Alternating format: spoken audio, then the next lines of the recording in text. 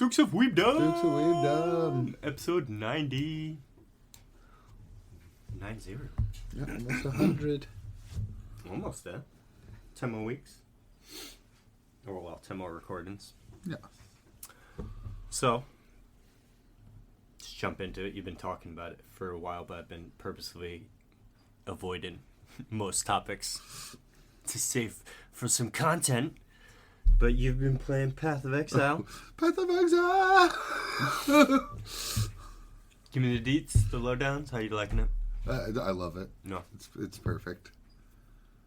Perfect might be a strong word, but it's fucking great. So, I've not been playing it. I haven't played it. I've seen videos about it. People talking about it. I've seen some Adamsman Gold videos about it. And that other dude's whose name I don't know. You definitely know who he is. Long blonde hair. Only talks about ARPGs. Is it gingerish, not blonde? Yes. Darth Microtransaction. Yes, that is his name. Yes. My favorite Alaskan. He lives in Alaska? Yeah, he sure does. I don't know if to say that that's awesome or poor soul. Like right now, probably poor soul. Cause he seems to like it. Well, it's probably freezing fucking dicks off. Well, not that it isn't ever in Alaska, but at the same time. I used to think I could. Beautiful state. I can't. There's no way I could. No, people are like, oh, cold is cold. No, there's a serious difference between like 5 degrees with a serious wind chill that puts it to like -5 to like -40. And you could tell he's in a hoodie all day in like all of his videos too. Yeah. I can't stand the idea of like, all right, I gotta go over to the store. Jacket 1, jacket 2, big jacket 3. Yeah, or the fact you just like, you walk outside and you're like, we got 3 feet of snow. Cool. And then you walk inside. You watch, I don't know, like an episode of Anime or something. And you walk back outside and you're like, we got 10 feet of snow. Or going outside staring up, where's my sunlight, God? It's been 3 months.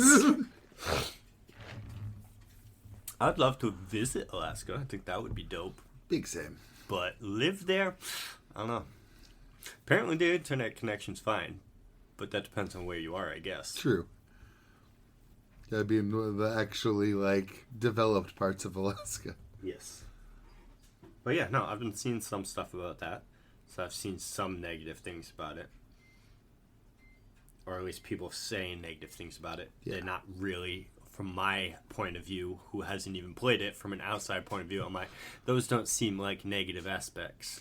Most of the things people are complaining about are things that could be changed at like the turn of a dial. They're not like systemic problems. Most of what I see, like video titles and stuff, is like difficulty of certain things. Yeah, and I'm just difficulty and loot are like the big two. I'm like, well, 1, get good. And 2, loot is whatever. I mean, loot's always...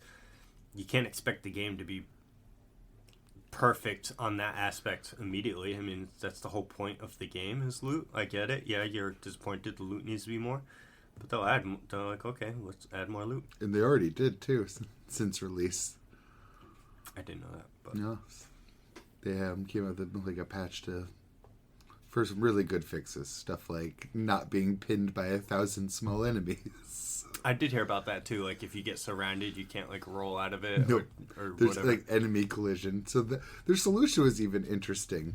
They have it so that, instead of dodging against enemies, it gives you, like, a minimum size so that if there's small enemies, even if there's a tiny, tiny, tiny gap between them, you'll be able to roll through it. But just small one. Big ones will still take up like that full space and block you in. Little things like that, buffing loot drops. My only big complaint is they don't have the market board in the game yet. So you have to go to a third-party site to actually trade with players. Yeah, but at the same time, do you really need to trade with players right now? Because the stuff, like, especially if you're not in the end game, the stuff you're going to try and trade with is going to be nothing. You're going to out-level it. Yeah. You know what I mean, so maybe some of the hardcore people that are in end game want to trade stuff, but... They're the people that are most willing to go to a third-party site to do it.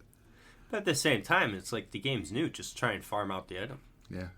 Well, my big thing is I just want to sell my stuff. I don't even care about buying. I just want to sell. Oh, yeah. Because what you get in return isn't gold. You get items to make your gear better. Because all of the player trading in Path of Exile 1 and 2 is done through items that make your gear better. So, okay, Like, so example you one would of them. spend those items on to the like gear. get the gear. Yeah, and then someone else would spend it, and you'd get the currency. Yeah. And then they'll probably use that currency to make better gear to either sell or use. That's kind of cool. Right? So, like, the currency has an inherent value. And, like, season to season, if people aren't getting a certain thing, that thing's the most valuable currency now. Makes sense. Super interesting. There's also just a shitload of them. There's, like, 11 different currency items just for adding modifiers and increasing the rarity alone. So I see Path of Exile didn't consolidate too much between 1 and 2. No, that's probably down from like 15 of those. They did cut like a chunk of the page off, like mechanically, because you used to put your skill gems into your armor like materia, and then edit them like materia, like attach like gems that buff them attached to it. So there's also a bunch of currencies for that, for changing the color of your slots, how many of them are linked together, how many slots there are. That's all gone, thank God. There's just one to add slots now. You put skill gems on your own person. Cool. Thank God. There you go. So, and the difficulty, yes. It is hard. But that's what video games are. Yeah. A challenge to be overcome. And it's the same thing. It's like it's the kind of game that it's about getting stronger. So just go, like if you're stuck at a certain wall, you could always just go do something else, farm up experience or your worst case scenario, respecking is so much easier in 2 than in 1. Like you can actually just respec now. So respec into a better build. Yeah. That's cool. You were saying boss design's really fun. Boss design is amazing. Amazing.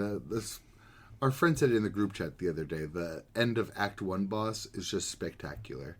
He's this knight dude that the whole time you've been chasing him. Did you watch the cinematic when they did the reveal? Maybe. It's like some dudes walking through the forest looking for a seed that turns into like a tentacle monster, and then one of the dudes is like, "Ah, yes, you were my sacrifice for that. Thank you. Bye." And leaves with it. Well, that guy's the end of Act 1 boss. He gets all pissed off because the girl that like led him down this path walks away being like, "Take care of this rabble." He's like, "Oh, you bitch." He comes down, starts fighting, and then he turns into a giant wolf. I'm like, okay. And then he turns into like, the way I can describe it is he straight up looks like the Red Wolf of Radagon. Oh, like the corruption takes over, he turns black with like red tendrils coming off him. And the fight just gets fire. There's ice beams coming down that freeze you. He has this one phase where fog comes in on the whole corners of the map and he disappears and mobs start coming in. And he starts reciting a poem, and in between each line and the pauses, he jumps in and attacks you and jumps away. That's pretty cool. It's fucking fire. One of the random bosses, just on one of the maps, I was in like a wheat field, and it's just a big ass dude with a scythe, and the scythe actually cuts the wheat around you, so it's thinning out as he's covering more ground. Just a bunch of like interesting ideas. It's like they really like thought about it and just sat there and like storyboarded for the bosses. Mm-hmm. How's the story itself? Probably the weakest part. I haven't actually been like following any of it. No. Same with Path of Exile 1 though. I didn't read. I maybe read 2 text boxes in all of Path of Exile 1. Just skipping everything. Yeah, and I think I've read like 3 so far in this. I get the general gist. It's the general gist of every ARPG game. I'm following the bad guy. I'm always late to where they are. They move on. I follow where the bad guy goes. It's the same old story of Diablo 2. Actually, I do have a second complaint. I really, really fucking wish everyone would stop copying Diablo 2 and doing like woods, desert, jungle. In that order specifically for biomes. You always start in like a regular like Englandy wooded area. The next act is always going to be the fucking desert, and then the next act is always going to be some sort of swamp or jungle. And it's without fail. Diablo 2, Diablo 3. Diablo 4 gave you a little bit of choice, but you can still go from woods to desert to jungle. Well, I feel like the first one, Diablo 4, is more wintry. It is a little more wintry. I'll give them that. So not 4. So 2, 3, Path of Exile 1, Path of Exile 2. I just hope, for your sake, that the same thing doesn't happen with Path of Exile 2 that happened with Diablo for you. That as we were playing through, we were like, this game's lit, this is awesome, and then you get to your late game, and you're like, this game is shit. It's a grind. But that's what it is. I mean, it's an ARPG. Yeah. It should be called a grind. But I should RPG. be like, it's a grind. True. I hope not to, but I'm very optimistic. The real question is if I'll be able to get there. Not out of the sheer magnitude of how much I need to grind, but instead by the difficulty. Mm-hmm. Which I'm really hoping. I've been doing good. What level are you right now? I am 38, and I'm just starting Act 3. 100 the highest right now, I assume. Was it? Max is 100. There's actually, funny enough, there is no max. It just reaches a point where the penalty you take from death, you take an experience penalty after a certain level on death. Oh. And that gap between, like, let's say 97 and 98 is so large that you probably will never reach it. So, you couldn't even get to 100. Probably not. There'll be someone to do it. 100%. But the game gets so crazy with like the way it like wants you to grind, and like I'm not sure if you looked at it, but I sent a picture earlier of just like one of the map stones that you use to like, it's pretty much like a nightmare keystone, like how it has like upsides and downsides, except they're all downsides. Oh, I did see that picture, yeah. 8 downsides. Now, does that experience penalty always happen with death, or is it just after a certain level? I think it's after a certain level. I haven't seen my experience bar go down, and I've died a lot. And I've made sure to like look down at my experience bar. And it's going down when you die? No, it hasn't yet. Oh, okay. That's good. So I think it's like, more like when you get into the end game. Because there are certain games, like old MMOs used to do that, like Final Fantasy XI's like that. Anytime you die, you lost experience, and you could de-level And I would hate that. Oh, God. I don't think you can de-level in Path of Exile, thankfully. Hopefully not. I was going to make another comparison, but I forgot what it was. Something between the two, Diablo 4 and this, but I don't remember. It's lost. I had a really good comparison when I was smoking a cigarette outside. I thought of the perfect like comparison between the two. In D4, it feels like you're making like a model kit. Like no matter what you do, that thing is going to come out looking like the thing it's supposed to. It's going to come out looking cool. Mm-hmm. But you're not going to get much fulfillment or creativity out of it because you literally can't be creative with the model kit. You just follow the instructions. It'll come out looking like your Gundam. Path of Exile is like playing with fucking Legos, where you're not guaranteed to come out with something that looks cool and like it's supposed to, but it's way more creative and fulfilling, and you still can make really, really cool shit with it. But it's both harder to build and no guarantees. Right. That's cool, though. I've been thinking about it a lot, because I think a lot. There's strengths to Diablo's design, and one thing I keep coming back to is there's no skill as cool as unstable currents in Path of Exile. No, hands down, the lightning ultimate for sorcerer. Yeah. In my opinion, one of the coolest things Blizzard's made. But just not in Path of Exile. Something like to that level's not in like Path of Exile. That's sad, but like. So what you're saying is the skill set's not as flashy, or it just kind of doesn't reach the same heights. To get that same kind of height from Path of Exile, you're gonna have to do the Lego thing. You would have to grab like this lightning skill, trigger on when I cast another lightning skill. Let me grab this item. Now this one pierces as this one triggers. Like you'd have to actually build that kind of effect for yourself through feats of engineering. Well, Blizzard's like, here's that cool thing. Click that. You have the cool thing. Does Path of Exile have a hardcore version where if you die, you delete your character? It sure does.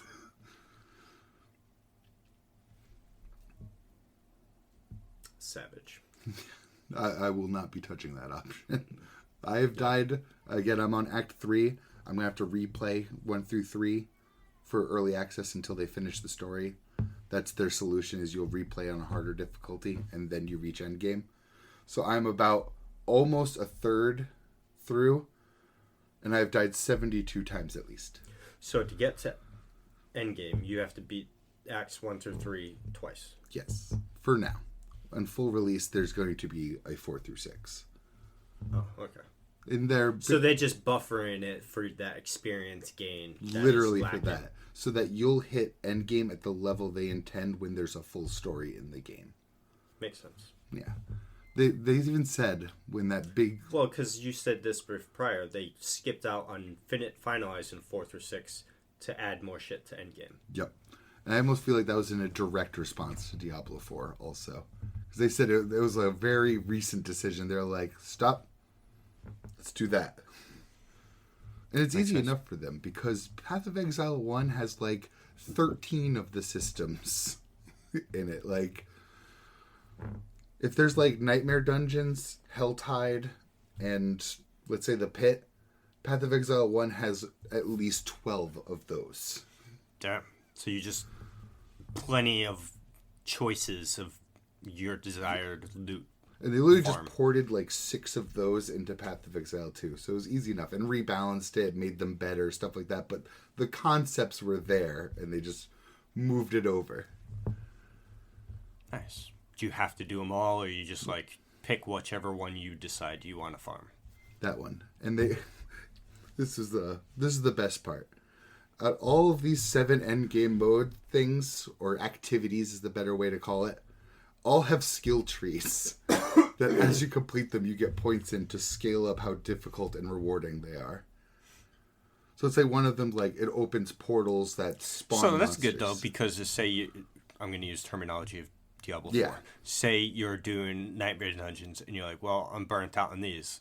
You can then just decide to switch over to the Pit and farm out that one and rank that up. And then at some point, you'll have them all ranked up to an actual difficulty, so it scales with you. That's cool. And the other great thing about the system is, too, you don't need, like, explicitly need everything that these things drop, but they all drop unique things that are good and cool. Like, this one will drop, like, accessories that can break the cap on quality, which is just, like, buffing the stats on them. This one will let you remove modifiers of your choice from gear.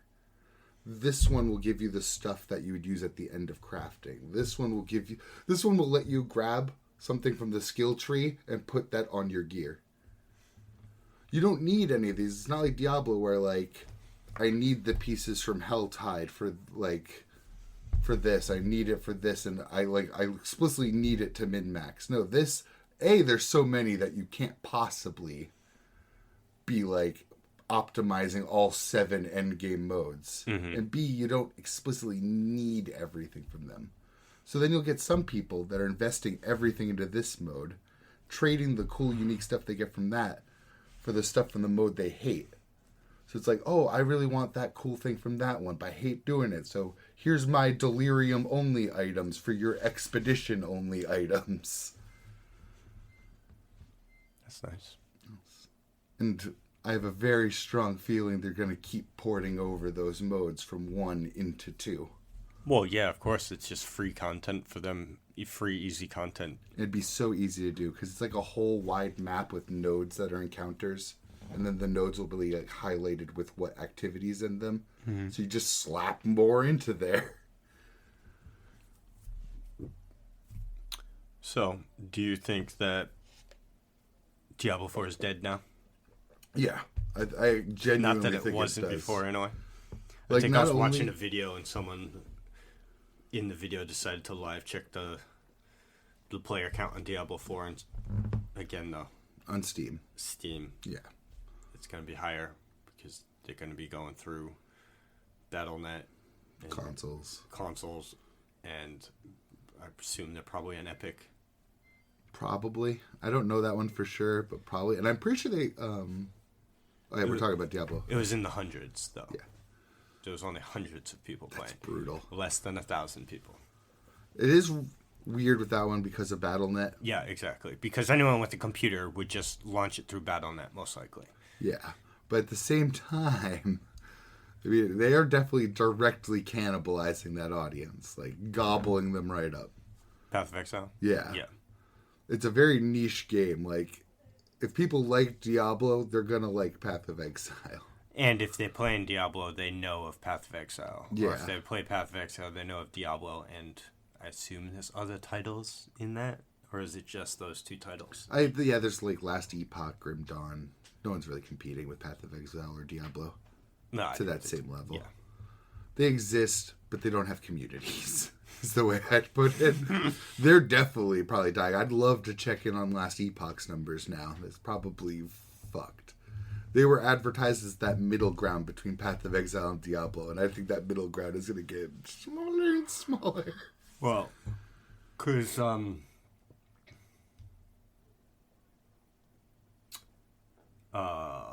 microtransaction guy. Darth microtransaction. I was actually watching a video of his today, and he said the thing with Path of Exile is that Path of Exile 1, he said, is better than Diablo 2 and 3. Because he says Path of Exile is a generational one. He says it's better than Diablo 2 and 3. And he says Path of Exile 2 is going to be better than Diablo 4 and Diablo 5. I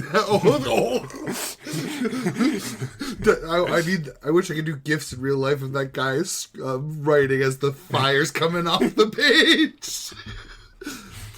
He's based in true. I had to think about it because I like Diablo 2 and 3 a lot, but no, he's absolutely right.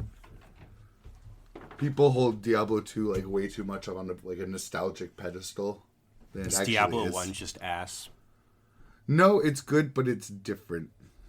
I'd say it's like Diablo 2 if it was just one gigantic dungeon. But I haven't played it, so... So it's less ARPG? Yeah. Esque.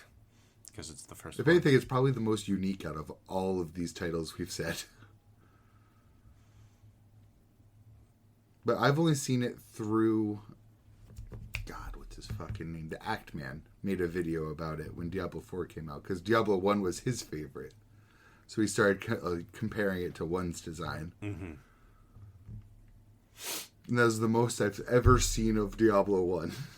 Yeah, Blizzard's having a rough couple of weeks, huh? Yeah, they're fucked. Because Marvel Rivals is eating that Overwatch audience now, too. Yeah, and Path of Exile's eating Diablo's thing. So really, their only thing right now is they're like, nobody's eating WoW's player base right now. Except themselves. Well... See, the thing is, their WoW's latest expansion that came out, I didn't hear a big, it sucks. But nobody's talking about it at the same time. Nobody. So it's like even Asmongold, I remember it coming out, and I feel like I saw a video. I didn't watch any of them. I feel like he put videos out about it for like a week and then moved on with life. I didn't even notice. Yeah. So I'm like, WoW dropped an expansion, and nobody gave a fuck. Not even the WoW players. It's supposed to be the first in like a 3-part like saga of expansions too. Because like Shadowbringers and Endwalker for Final Fantasy XIV, those two expansions, was 14's explosion in growth. But, I mean, Dawntrail, the problem with Dawntrail is trying to follow up on Endwalker. As an expansion, Endwalker could be considered very weak in the sense that they focused very hard on the solo player aspects. So there's a lot of solo type content in Endwalker. There's not a whole lot of multiplayer stuff. So a lot of the player base felt that it was a really weak expansion. Story-wise, it was peak.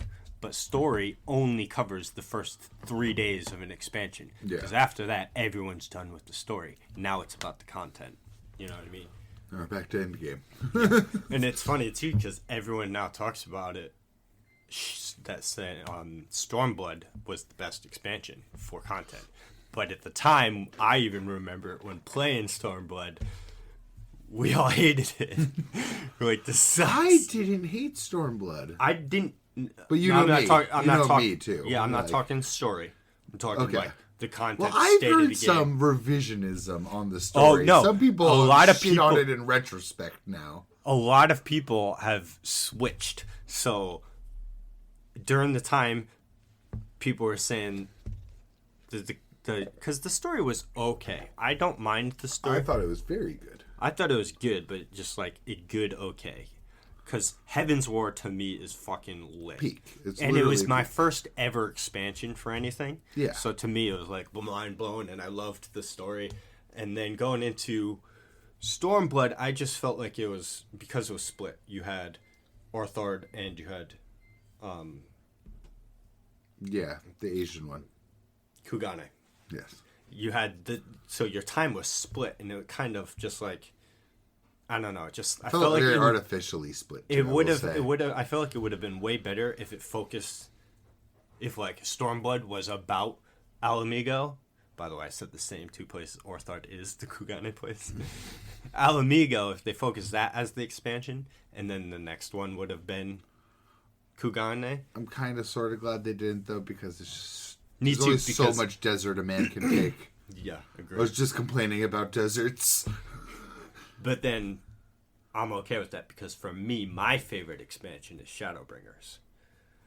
But like I said, Shadowbringers and Endwalker were the explosion ones. Yeah. But Endwalker ended the whole 10-year story of 14. So Dawn Trail, which so far content-wise has been phenomenal, story-wise definitely weakest of all of the expansions. It's gonna be. But because it's a new story, It's called Dawn Trail. Yeah, it's a new thing going in. Like, Um, I think they kind of buried the lead with that one. They're like, hey, Well, they did this the isn't same going to thing be with- hugely exciting here. It's yeah. Dawn Trail. So Dawn Trail 14 isn't sucking any people away from WoW this time around, and there's no other big MMO that's. No, there's been a lot of tries, a lot of swings and misses. Throne and Liberty came out to sighs and snores. I've been hearing a lot of things it was a New World or whatever, but that's still not out yet. Or is it out? Or is that a different title that I'm thinking of? New World? Yeah, that's an MMO. No, that's right? been out, yeah. It came to console recently, though. Oh. It's one of the Amazon ones. And there's another one too that I've heard things about, but then it's like it gets hype, but then the hype dies very quickly with it. It's the... I was trying to think of what the other Amazon MMO is called, the Korean one. It looks like Diablo, but it's actually an MMO. Fuck. I have no idea. Fuck. So Blizzard's saving grace right now is that their third genre isn't being cannibalized right now. They But at killed, the same killed time, enough people in that genre It's that people bleeding. don't wanna. It's been bleeding very bad for a while. The thing is, no one's gonna kill WoW for the reason that it's such a huge investment to make an MMO. And so many people have been making that investment just to end up closing their game.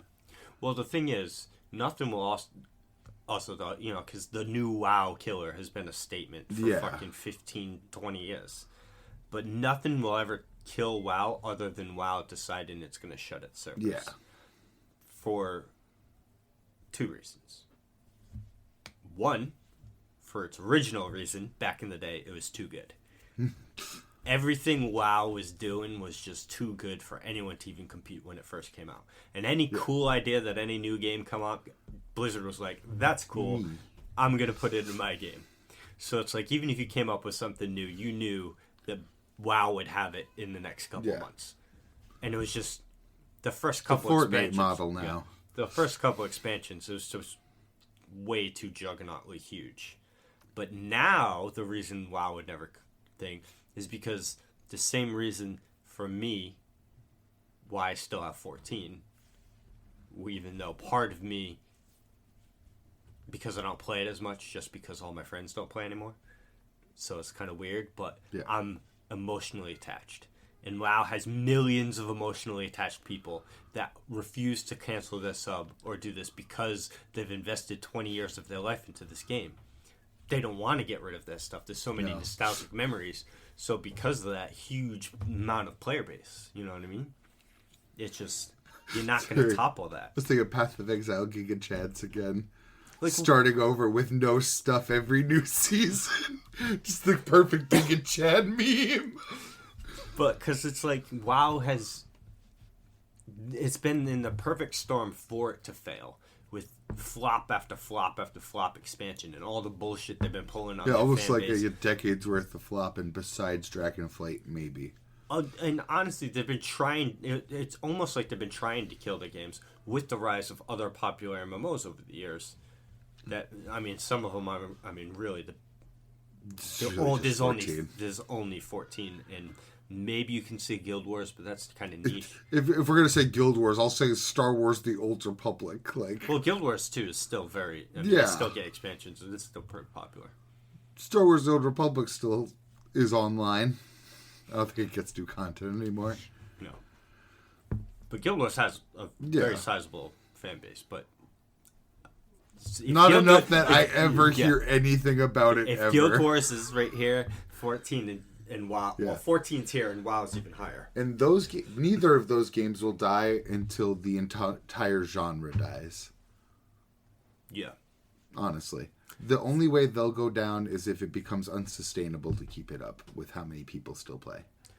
And it's never going to happen because you got to look at, like, Final Fantasy 11 is technically, you can log into 11 right now. They're not, it's officially in the sense that, hey, we're not, I think it's been announced that there's no more new content for it ever coming out again, no more patches. But if that game, that came out in, like, 2003, and stopped playing. Now that fucking 14, a new MMO from Square Enix, it's vastly popular, the most successful game they've ever made, Square Enix has ever made financially, is still going, and they're still leaving 11 out open. Like, who fuck plays 11? No one. Nobody.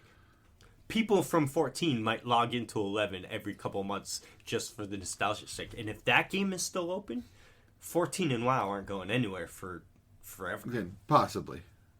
It all depends on them. True. If they say, hey man, I really don't like paying for these servers anymore, then that's... Well, again, that depends on too, because I don't know what the 11 situation is. I don't know if that's... They probably have one server running for it. Probably, but I don't know if it's like still a subscription model. It's also possible, like, it could be a private server? I don't know what they've been talking about making it into a mobile game. The mobile market's getting a little too weird for me. It is. They're getting a little too bold. It's wild. Fucking 2 announcements for the mobile market that blew my mind. Path of Exile 1 announced a mobile port. And Dark and Darker said they want to make a mobile port. And both of them, I'm like... Well, I mean, you saw the Monster Hunter one that I showed you too. I'm like...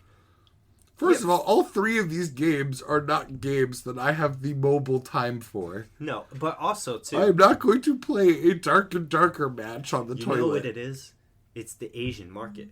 Because, like, in Japan, the mobile games are vastly... Portable games are vastly... Like, the Switch is But that's why I'm king still wondering who because the of fuck portability. who the fuck has the time, but not just the time, the focus to play a full Dark and Darker match and succeed to some degree while commuting or while on your break. Yeah, I don't know how long a train ride is, because that's most of the... Yeah. So I am not living through a Dark and Darker match in a train ride. I can get it in the sense that if you're like... Because some people just decide not to have a console set up at home in Asian countries like Japan, so they have their phone. How much money it costs, too? You already need a phone for society, so... Yeah. And phones, again, like, my phone is... my phone's more than $1,000. Like, brand new? Price oh, no. I bought this brand new. Yeah, I don't mean, like, price-wise. I mean, my phone's, like, 5 years old-ish, maybe. And I have 120 gigs of storage available. So, like, you can, like, phone storage is starting to get very large, which, I mean, have, like, 8 you games. still have more processing. You need processing power to play games. But the storage capabilities to add a bigger gigabyte-sized download into it is there. So, but I mean, you look at some of the mobile games, are surprising. Like, it's a fucking joke, but the big mobile game, the one that sponsored everybody, Raid Shadow Launches. Yeah, you look at it. Raid like, suck my ass, Legends. Yeah, well, yes, Yeah. but you look at it and like visually, it looks really good. And there's a lot of phone games that you could look at, and you're like, they got some good visuals. They're there on phone games. It's just little bitty screen. I'm more worried about the processing. Like, Yeah. PoE 1 sometimes too. Runs like garbage on the PS4. I'm just gonna say it. Like, And then battery life. It's gonna fucking crush through that phone battery. oh yeah. You're gonna have to be Vampire Survivors crushes through my phone battery. Like, right? I can't even imagine with it trying to run some of the shit in PoE. Like, you're not doing endgame stuff. Yeah, but for 14 and WoW, I don't think the server's ever going anywhere anytime soon. Because Let's not question Blizzard. They might get too greedy enough to shut the servers down if they went into a closed situation. But also, I have a feeling that it'd only take a week for someone to come with a private server of WoW. Oh yeah, because it's like WoW still probably has 5 to 6 million active subscriptions, Probably more. If you you go to include all the classic era servers too. Well, because I know peak numbers. I think that I heard was for WoW was somewhere between 10 and 12 million. Yeah. And I thought it would be more than that, but when I was hearing that, because 14, when 14 was very popular, when during its explosion, Yoshi had an interview and people were comparing the explosion to WoW, and he laughed at their faces. Yeah. And he says, you know that WoW had 12 million subscribers at one time, right? And he's like, we can't touch that. We're not even close. Because he's a WoW fan. He played WoW back in the day. I mean, he might still play. That's part of why he was able to fucking fix the project. Yeah, and so that kind of shed light to me, because I thought that the player count would have been closer. And I'm like, well... Because you think population goes up, the popularity of gaming has gone up. Yeah, but then I really think about it, too, because you can actively... It'd be hard. You can... On an expansion launch with 14, one of the systems they introduced to help server load, which I think is genius, is every zone has 3 instances. Yeah. So they call that sharding in WoW. Yeah, so you can switch between the instance. So when you go in, you can go to the Ether site and choose which one, and it tells you right there how many players are on that map. So I go to my server, and I'm like, okay, my server is, well, our server, you're on my server. Yeah. Our server is, it used to be a very mid-level population. We're full now. Chances of you getting on our server, we're one of the heavier populated servers now.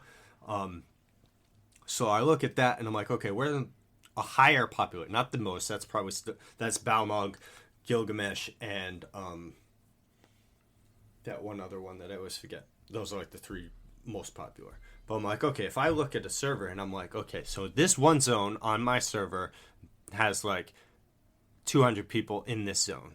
So you could start doing some of that math in your head. It would be a lot of math.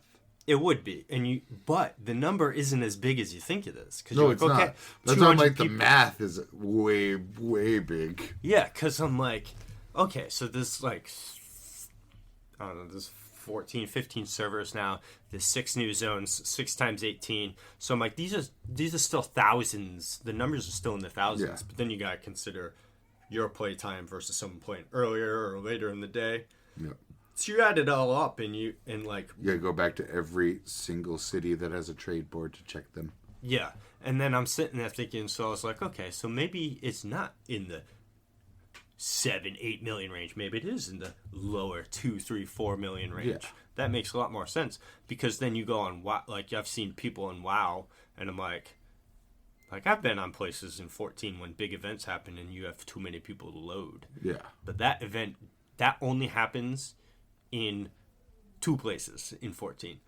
In a large city state, or when an S rank spawns, or a big fate, and everyone's there. Or if it's a big guild event.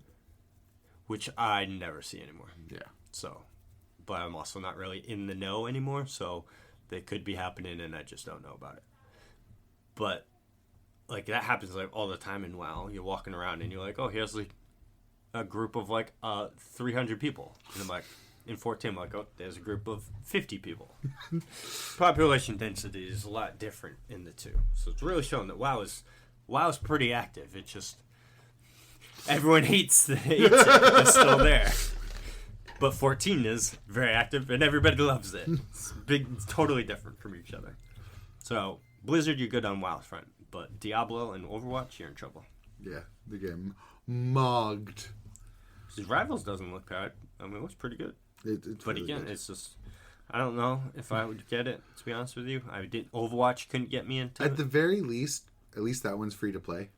So you could just download it. But then also, and because it's like, okay, for Overwatch, right? The only reason I even entertained Overwatch is because you guys were playing it. No, like my friends were playing it, so let me try it. If you guys weren't playing that, it was a 0% chance I'd ever play that game. But then with Marvel Rivals, I'm like, but it's all Marvel guys. I love the Marvel guys. Like Spider-Man and Venom's in it, and Hulk and fucking Captain America and Scarlet Witch, just a Storm. And all these people are in it.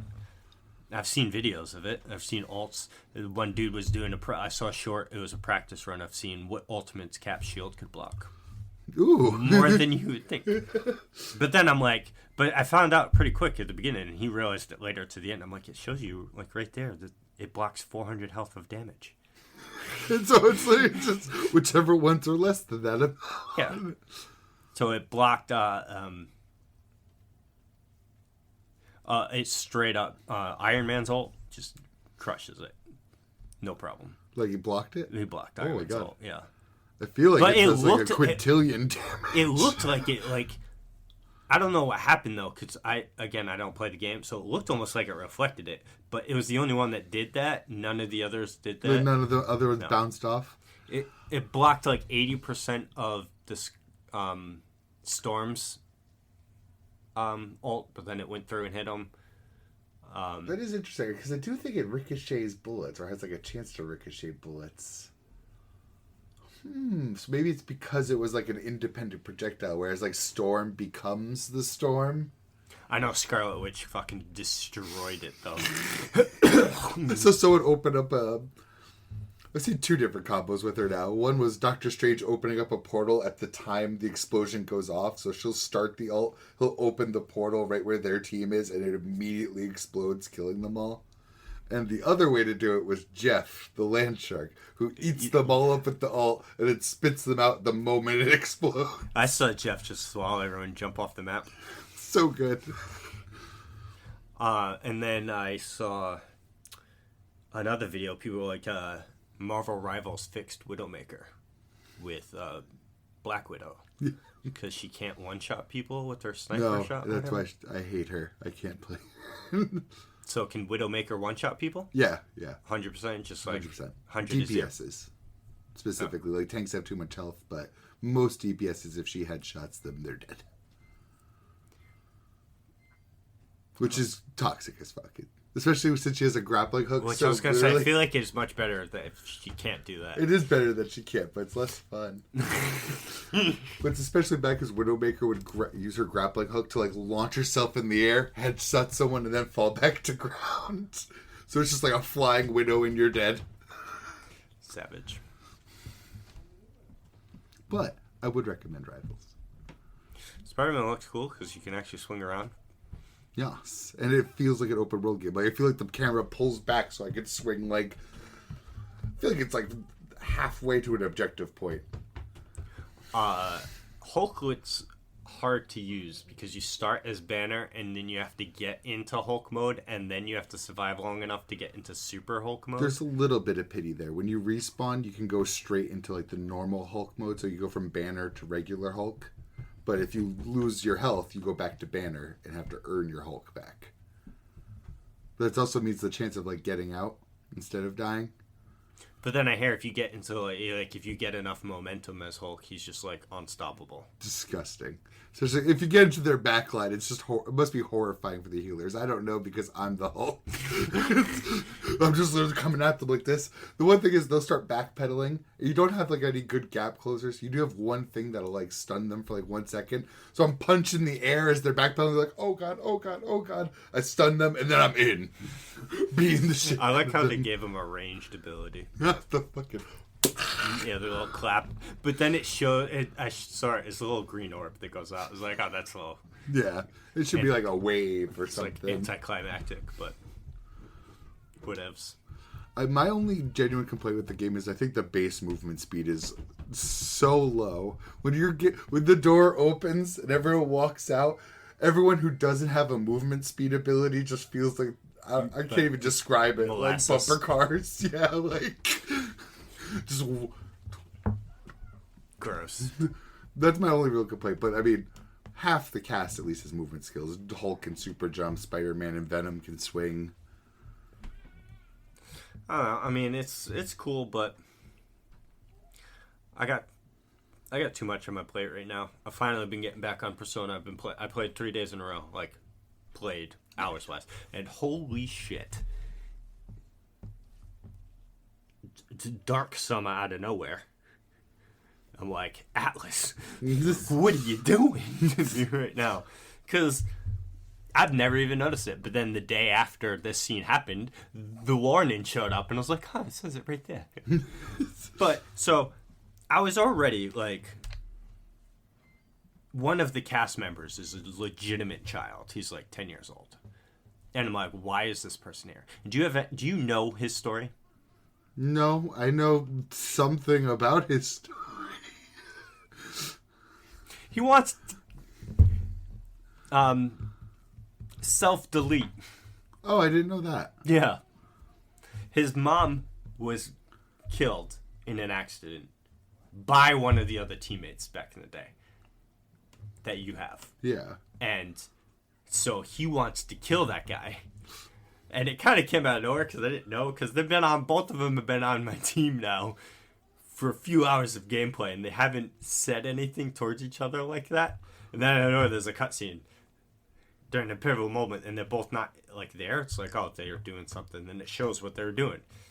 He's like, so you came.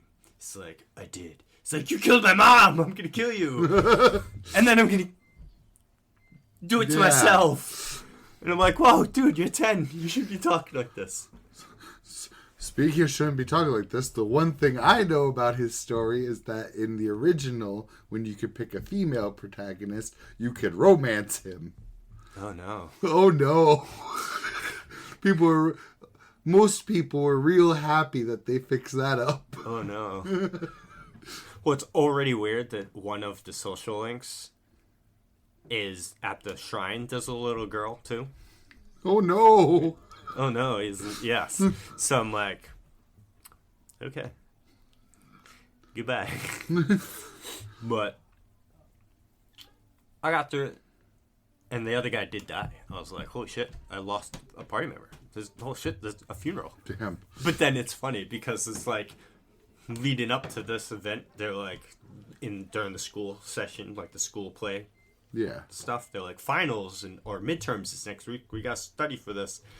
And then he dies before midterms, right? So he dies. You have the day of the funeral stuff, and then the next day midterms it's like the week up to it. So there's a lot of events, like triggered events that you can do to group study with people to boost your intelligence stat to then place higher, which I'm very proud of myself. I have placed first in my class on every test. I'll put a gold star in the fridge for you. Thanks, bud. So I'm just like, it's like, because the game is structured on a time scale that it's passing days, it's like they get over it in like 3 days. And then they gotta study. Yeah, and then everyone goes to the finals and does that, and that speed lines through that whole week. Like, you can't do anything other than taking the test. So you take the test, you answer a question, and then it's like the clock ticks, and then it's the next day. You don't even have an option to go home, rest, do other things. It just loads. It's the next day. You're still sitting in your desk, and then loads next day. And it does. Thank God, that saves me some goddamn time. Yeah. Thank you for not making me walk home. So, I mean, there's been some cutscenes to try and, especially the one guy that was really close with them, that were friends before the events of the game. But so I'm like cruising through it now. Not to throw more on your plate, but I've been seeing a lot of metaphor over my partner's shoulder. Oh, no, it's definitely there. Well, that's why I was like, I want to play metaphor, so I need to get rid of something on my system. You do want to play metaphor.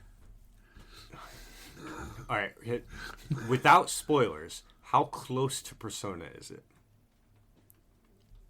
Gameplay or story? Do you feel like you're playing Persona when you're playing it? Yeah. Oh, maybe I shouldn't have played Persona 3 then. Because, well, it's the gameplay. Yeah, that's what I mean. I don't want to burn out on the Persona element of the you're playing a visual novel type deal, and then go into playing a new RPG that's a visual novel. Because it's Atlas, so I know it's gonna have. Yeah, it's all of the skeleton is Persona. You still got social stats. You still got social links. Like, I mean, like, you got like the intelligence, charisma stuff. Except it's like kingliness, whatever. Yeah. Social links. The Persona system itself is a little different. It's not Personas this time. Yeah, it's like robot things. It's robot things. The whole cast has customizable robot things. Ooh, I like the customizable part. Yes. So they're like split into classes. So one, like, you can pick like gunner and stuff, and there's unlocked conditions to get more and more options for them. They can inherit skills, stuff like that. The whole party you can switch them around. And then the story and setting is where I'm like, all of the changes really are. It's full fantasy setting. Well, that's good too, but I'm playing Persona 3 right now, and because it's Persona 3 Reload, and I didn't play the original, so I don't really know how much is different. Yeah, that's what's added to Reload that wasn't there. But I'm like, I like Persona 3, I do. Yeah. But when I'm playing it, I'm just playing a worse Persona 5. I think metaphor is the only thing that has a chance to possibly even try to encroach on being a better Persona 5. Note all the qualifiers in my sentence. Yes. For me, because I was actually thinking about this yesterday, probably, when I was playing Persona. And I'm like, because I was playing Persona, and I'm like, I like TARDIS, but Mementos is just better. And everything is done in through TARDIS in 3, but then you have the palaces, which the palaces are great in 5. And then social links are basically the same. It's just you go, you talk to someone, you do some events, you pick the right option to gain more favor with them or not favor with them, and then it enhances. The social link is exactly the same. Then you have your social stats, like, your courage, your kingliness. Yeah, Persona 5 has 5 stats. Persona 3 has 3 stats. And I don't think it's because of 3 versus 5. I think it's just that over time they added more stats to it. Yeah. It'd be funny, though, if Persona 4 has 4 of those stats. I think Metaphor might have 6. Yeah! Maybe it just is that way. But everything I'm doing, and I'm just like, the aesthetics, everything, it's just like, it's not bad. I like Persona 3, but I just like I said, because 5 was so life altering for me. It's almost like it's almost like you can't shake the feeling. You're chasing the high rather than just enjoying the game. Yes. And then I was thinking too, it's like, man, I can't wait for Persona 6. I need that in my life. But then I'm like, I don't care what Persona 6 is. I'm gonna like 5 more, because it's like, look how long 12 was my favorite Final Fantasy. Yeah. Even though I was just gonna compare it to Final Fantasy. Even though arguably on very many fronts it's a weaker Final Fantasy than numerous other titles. I just hate the debuff hit chances, man. That's my only bone to pick with 12. But it was my first Final Fantasy that I played as my own thing in my own home. I had played or watched someone play 8 prior in life. Brutal. That's rough, buddy. But not for long. It was like one time I was hanging out at their house and it's enough to doom your vision of it. I still loathe 8. I just can't do it. It's just not. It's the gameplay. That HUD. It's like the reverse original Atlas. 8. I can play the original of any other Final Fantasy except 8. It is the worst looking one. It's so ugly. It is pixels. Hideous. 7 looks better. Original 7 looks better than original 8. All of the first 6, because all the first 6 are just 8-bit games, so it's just like their pixel art is better than this 3D art. Yes. So for Persona 5, I don't see another Persona game beating that. Just not only for me, not only for the fact that 5 is so good, specifically Royal, because that's the one I played. I didn't play original 5. I played Persona 5 Royal, which is also just infinitely better than Persona 5. Yeah. So I have a very strong feeling you would have felt exactly all the same feelings if you had played 5 with Royal not out. Like if Royal wasn't out yet and you played the 5 on release, I think it would have been the same 1-2 punch. So the nostalgia and the fact that that game owned me for 250 hours worth of playtime. I played through 5 up until the when you catch up to the beginning scene when you're in the interrogation room, because that's the switch in the game. If you don't meet prerequisites by that time, you can end your gameplay there. So I found out what those prerequisites were a little late, and I thought that I wouldn't meet them. Looking back afterwards, I was like, if I hard focused on those, I would have made the threshold and I would have made it past that. But I chose to instead use that event to propel from that into a New Game Plus. So I didn't go with Akechi's social link. You have to get it to a certain level. Yeah. I didn't do that. So I ended there in the interrogation room, started a New Game Plus, played all the way through the New Game Plus, and then into the Royal section of the DLC. Yeah. All through that. And then within, I don't even know, I think almost immediately went into New Game Plus and went through it again. So I've been through the story 2 full times?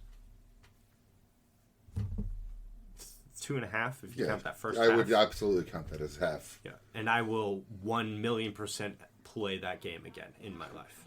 There's a 0% chance that I won't. I own it hard copy now. I made sure to do that because I was like, I don't want to ever get that situation that, like, because that we talked about this before, the digital. There's no way to predict how much worse it'll get. Like the digital storefront problems. Yes. So I'm like that, and it's my second favorite game of all time. Yeah. Favorite single player game of all time. No. So how can I, and me, you know how I am with collecting hard copy games, how can I not have that? So I got that now. All that said, I definitely still think you should just get Metaphor. Oh, I will. Yeah. I don't think it'll 1-up 5, but I think it'll be like I know I'm going to like it just based on like... Yeah. If 5 is your steak, it's going to be a really good chicken.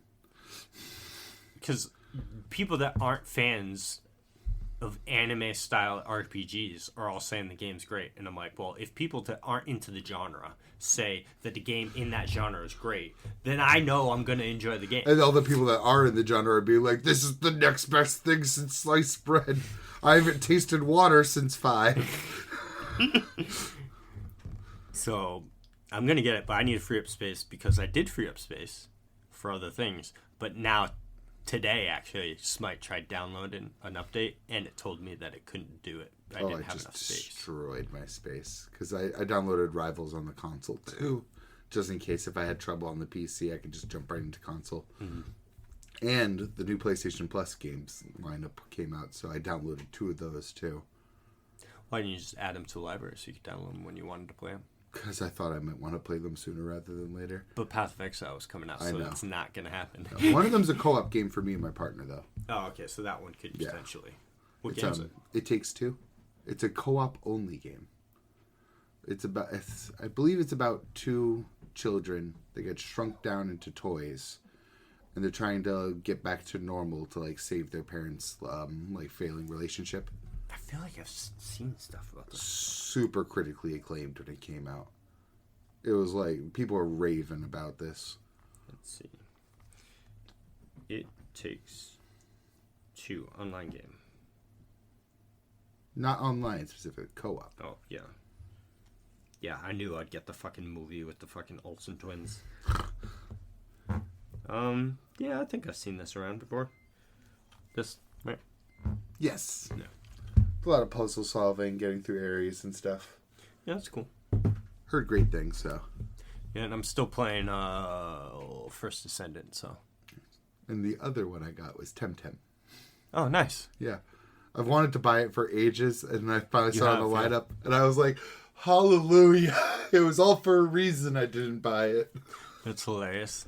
That ultimate frame, I'm still going to do that, is from that I want in the First Descendant. Yeah, yep. They're doing a winter event right now. If you log in for 14 days, you get it. Nice. So I'm like, yeah. And I'm halfway there. It's been a week. Yeah, today. Today's been a week. So it started last Wednesday and today's so. But it's great too. You can see at the top of the screen, like it's like a 30 day event. So even if I didn't log in every day, I had 30 days to, log in 14 times. Yeah. But Nice. I put a notification, an alarm on my phone at the same time every day, so that, and it's later in the day, so I know like it's a 6:30. Yeah, it's a time that you're gonna be. I'll be here at every time, unless on a Sunday. But then on Sunday, I could just like remember to do it at any point during the day. Yeah. So I will get Ultimate Bunny. Nice. Congrats. Thank you. Early congrats. And then Predecessor is Predecessor, and those are the only games I'm playing in 14. Till Metaphor and Marvel Rivals. Until I beat something to delete it, to add Metaphor to that list. And Metaphor is like, because the way I've been treating RPGs lately is they're just like, I play them when I play them, because I don't know, because I know. Oh, never mind. I take that back. Dynasty Warriors comes out a week before fucking Monster Hunter Wild, so that's a 0% chance.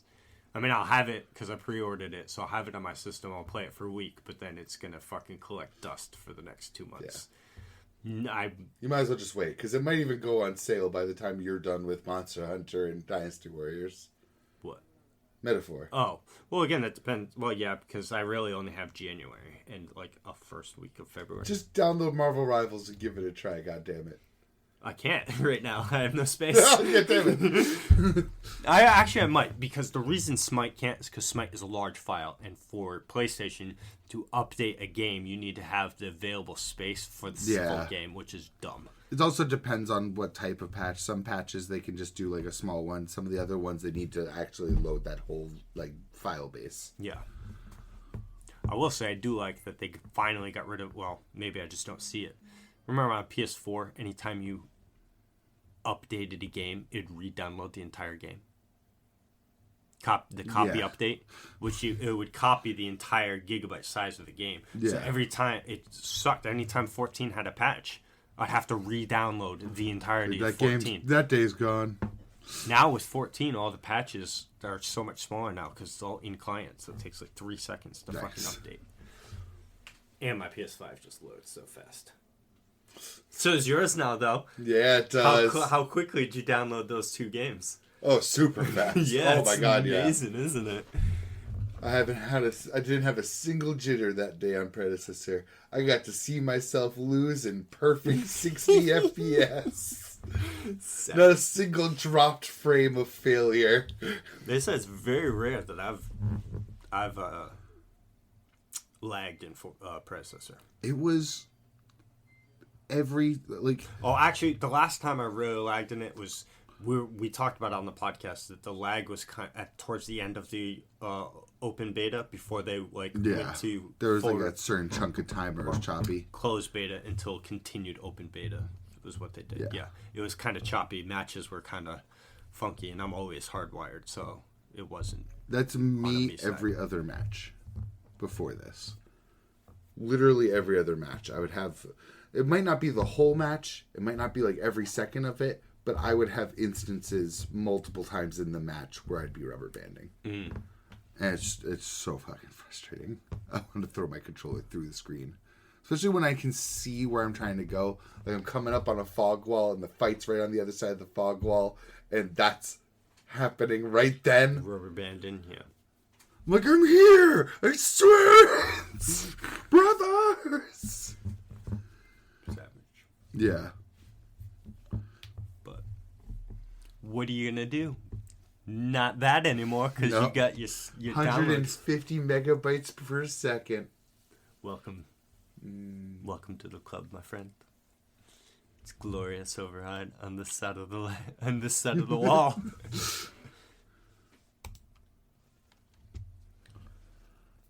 But now for some manga. Yes.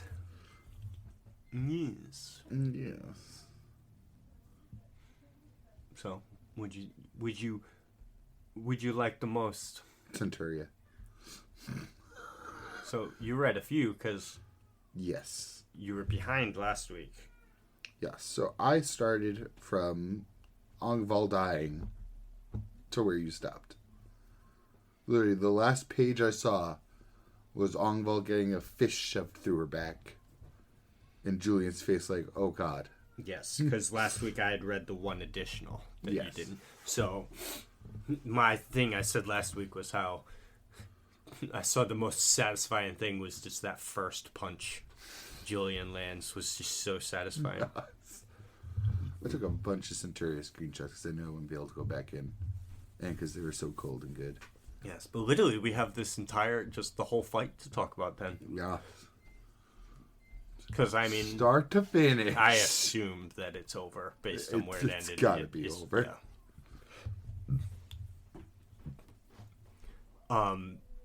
Yeah, Julian was just fucking rage monstering at him. Just didn't care. He was just going straight in it. Beat him with his own severed arm. Such a pog move. Mm-hmm. And that one shot ricocheted this man off like 4 trees. It's so fucking cool. The way he looks at his arm, he's like, go fuck it. Throws his arm. Was he successful at stopping him? Or was he still able to move after the blood was like, he froze his blood so he couldn't move? Or did that work on him for a second? That worked on him. Okay. Because I was thinking too, like leading up to this fight, I think we had even mentioned it before. He died, like right after that. Yeah, you're right. The head exploded. But I was like... Because I was thinking, would his powers even work? Because his powers is to control, like, water, and he's blessed by the sea god. So, how would that work? Another answer we've gotten to a question we've asked, like, every week is how many lives has he used? None, apparently. Yeah, he's now used his first. So he needs to, like, die. Well, because I could have sworn, reading in the early chapters... that he said he lost 3 lives or whatever. Or we were just counting things we thought he lost lives to, I guess. But apparently none. And just like, drowning was an issue when he fought the octopus thing, but not now. He can just straight up talk underwater. He's like, yo. Just passively converts it to oxygen. This gotta be my favorite page of the whole stretch. Is literally when the prince knocks him off the cliff, being like, "Oh yes, you fool! This is my trump card." And Julian's like, almost like pitiful face. He's just like, He's like, you think so, huh? You fool! That face, I like kept scrolling back to just be like, damn. And then we get to see the Lord of the Sea again. Yes. Which I was a little confused about in the sense that Julian had some serious hostilities towards him, and I'm like, I thought they would have like a not be like, yo, what's up, we're friends, but like a kind of like a mutual respect, because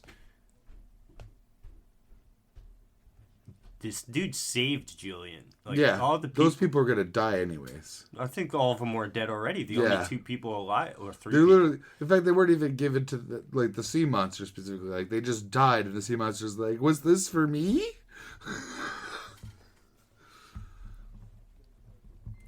Yeah, so Julian was just not about that interaction again. He's like, Like, yeah. I get it after he was provoked by it, but he was hostile, like, right out the gate. Yeah. And then he's like, don't you dare, that's my kill. I loved that. Just he's mine, pointing straight at him. Notice that his fucking eye is better now. So maybe he just needed his fucking head to get blown off, so he just full healed. Because even the prince speculated that. What about all the scars on his arms and See, shit? I noticed that specifically. He does still have the scars. But not any, like, new scars. Just the scars he already had, like, on his arms here are still because there. he still had scars before he was blessed anyway. From, Yeah. You know, It being seems a like slave. those are still there, but the eye is better. And obviously, all the injuries he just took is better, because I even took a screenshot of his fucking mouth after he got, like, mauled by, like, ice punches. Oh, yeah.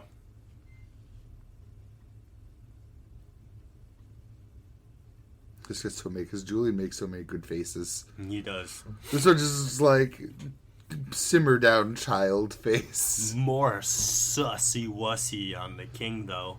When we saw this dude's flashback, and the mom just, like, wants him to be evil and kind of, like... Yeah, the maid even being like... I literally took a picture of that. Shouldn't you correct this behavior? And she's just more, like, reinforcing the bad what behavior. seems to be the problem? So I'm like, yo, this king is definitely not a cool dude if he wants his son to be this way. I find this whole interplay very interesting, too. Because this man's clearly thought he was blessed by the sea itself, or at least he'd have domain there. Yeah, so blessed by something. I wonder what. Because it's like... I guess just by being born from the king, is my guess. Maybe. Because he has the same, like, the activation of the powers. Like it does the eye stuff. The black stuff coming off the eye, the black veins. Or cracks, whatever they are.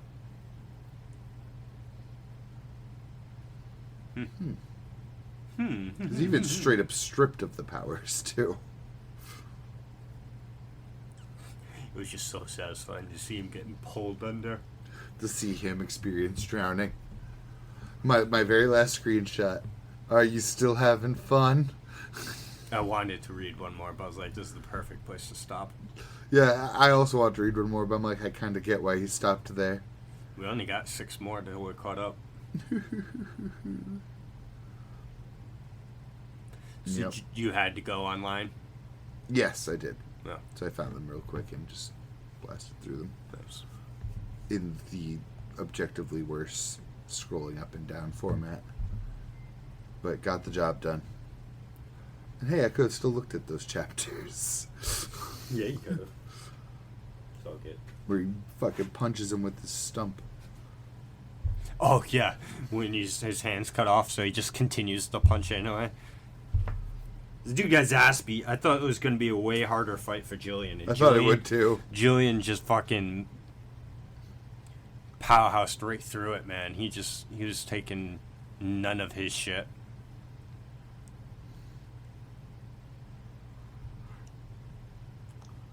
You think that, That's so interesting. It's coming out of both eyes here. I could have always assumed that it was because one eye was blind, but everyone else is also only one-eyed. The prophecy girl and him both only get it on one eye. You think Prophecy Girl's gonna die next? Or you think they're just gonna let her walk away? Because she's I on don't her want to answer that because I read the titles of some of the thumbnails coming up. So I don't want to even begin to talk about that. Because she's on her way there. Yes, I found that very interesting. She's like, this future, let's go. And those were the villagers, right? I thought they were killed, or a bunch of them were killed. Yeah, no, it looked like they were tying them up. Yeah, well, because I don't remember seeing the dad. Archer dude? Archer dude. Maybe he was in that panel. I just didn't see him. Maybe he's still on the roof. Maybe. Because I remember he got strung up into the air when Water Prince showed up. Yeah. Because he put everyone up there, and he was like, should I kill these people? And she was like, nah. Go for the kid. Yeah. At the very least, she's not cruel for cruel's sake. She is like a woman on a mission. Just, that mission happens to be... killing a baby. Crusades. Yeah. Well, also, maybe this is a good prophecy. He's going to kill the evil king, not the benevolent king, because this king is not so... He's not giving off the good guy vibes. It's also worth noting that the people the prince were torturing were captured soldiers of the enemy. Yeah. Begging for mercy. Poor guys. Yeah. Yeah, we should be caught up to Centuria in probably like 2 weeks. Two more readings. Let's see if I can extrapolate what day of the week it comes out. Unless it just says the date. Sundays. Oh, makes sense because Viz. Most stuff. Yeah. Cool. Soon that'll be the new JJK. Fill that slot up. Yep.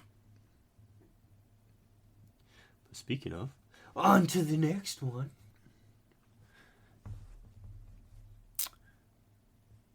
Kaiju was cool, but short. It was. Both of those things. We're going to talk about an even shorter one after this, but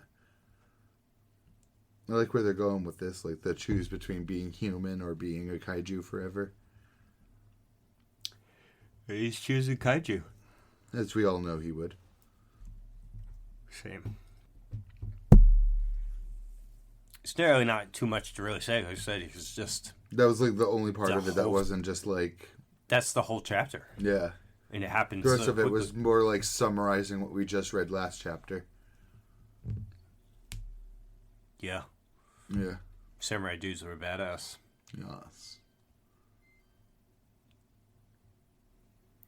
I didn't really even notice like how fucked up it looks reading through because I was like so focused on the dialogue in Kafka. Oh, you mean the little fly thing? He's fucking bleeding out his eyeballs. He looks like did Kafka kill him at one point? Because he does something to it. He attacks it and is like impact effects on it or something towards the end, right? Where is it? Oh, he's like touching it right there. Let me see. I'll see if I can find it real quick. What I was talking about? Yeah, right here. So he touches it. Where does he go? Nope.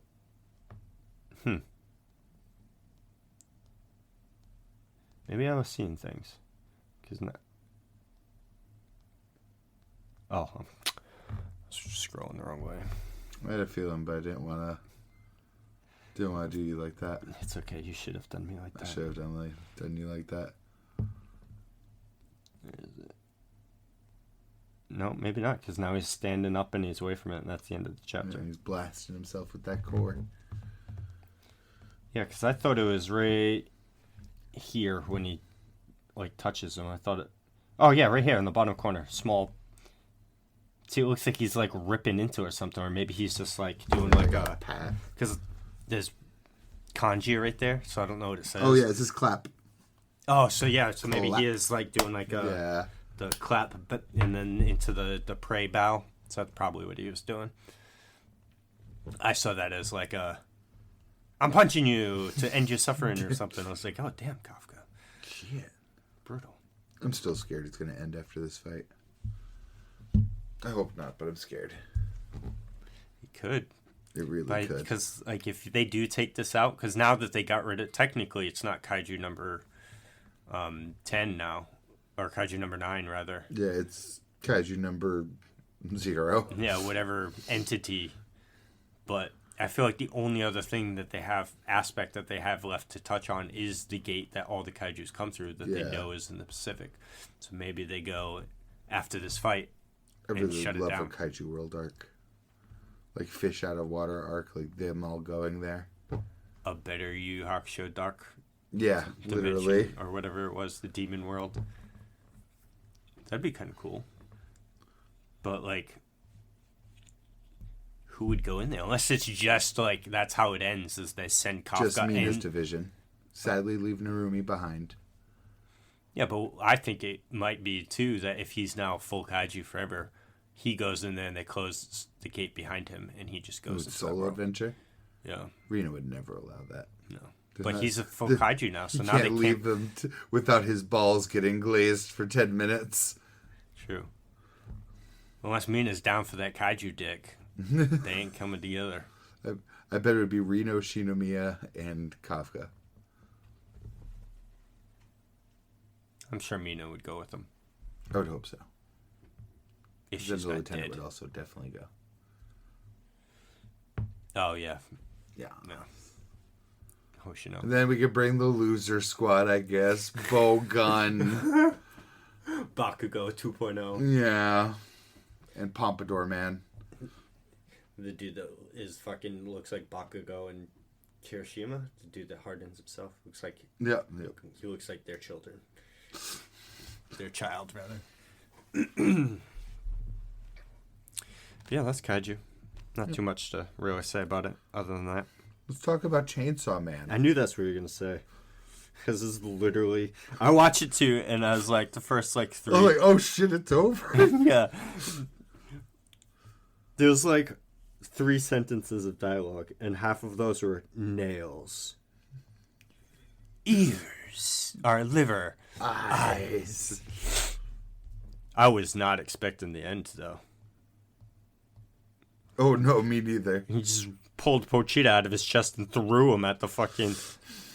And what did he say? Oh my, or no way? No way. Yeah, no way. It's like, no way. That's the real Chainsaw Man.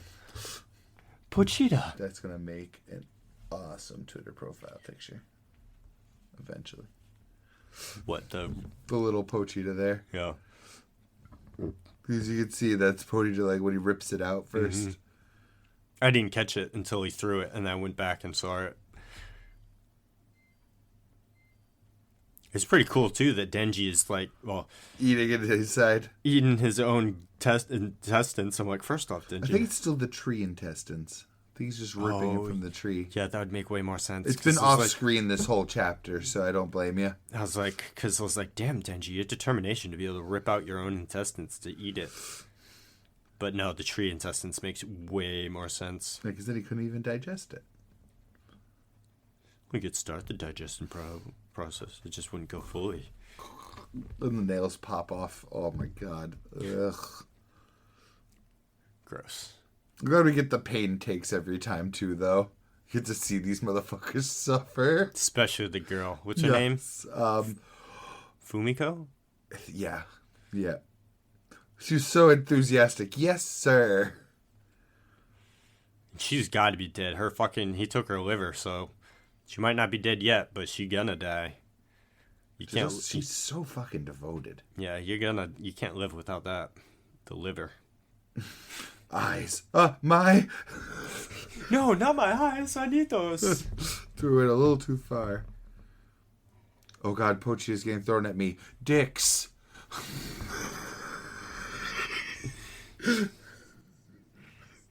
Everything you hold dear.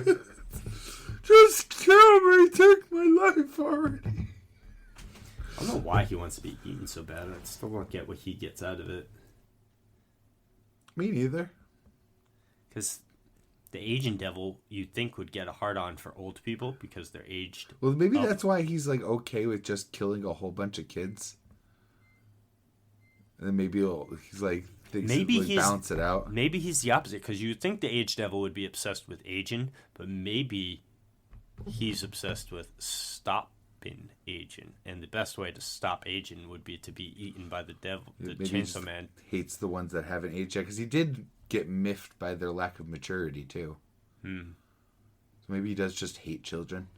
Maybe, I don't know. I'm sure we'll find out some reasoning on why he wants to be eaten. He's also definitely a primal fear, so maybe he's also existed for such a long time, too. Yeah, he's just done with it. He's like, I've been there, too. Fuck, aging sucks, man. Existence sucks. I just want to go. You know, Maybe that's the funny dichotomy of it. He's existed so long and he hates it. It's like, this will be my last curse to humans. They think this shit's so good. They're going to hate it in 2 lifetimes. I bet it.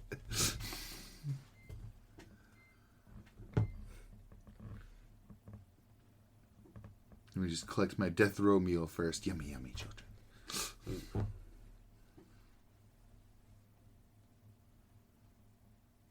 And that's Chainsaw Man. Yeah, it's wicked short. Felt dude. like 5 pages. It felt like 2. I swear I read it in 25 seconds. We'll say, I don't think we did talk about the last 2 Sakamotos. Or if we did, there's stuff I felt like we didn't mention. Maybe. No, I think we did, because I remember talking about how the VR thing, and because how Shin can read his mind, but there's like a delay or something. So yeah. Or the other guy can hear the thoughts, but the delay's fucking with them and shit. Oh, yeah, because I talked about how Sakamoto shows up and is like, Shin's like, Sakamoto, but it's like, all these people know Sakamoto's name. Oh, and he yeah. just outed him. That's the one. And he was supposed to be undercover. Yeah, like Gaku definitely should recognize him. Unless you're going to say that nobody heard him and you just said it, like, swear him and Sakamoto are the only two people. Tsukamichi? But the dude that can read, oh no, he can't read minds. He can fucking, what does he do? Smell things? Hear? I think he hears really good. Yeah. So he would hear it then. Yeah, then he would hear it. If he can hear the fucking transmissions of the VR headset into a robot. But he's a shy man. He doesn't really know the celebrities. Maybe. But yeah, because Astrobaby was short fucking too.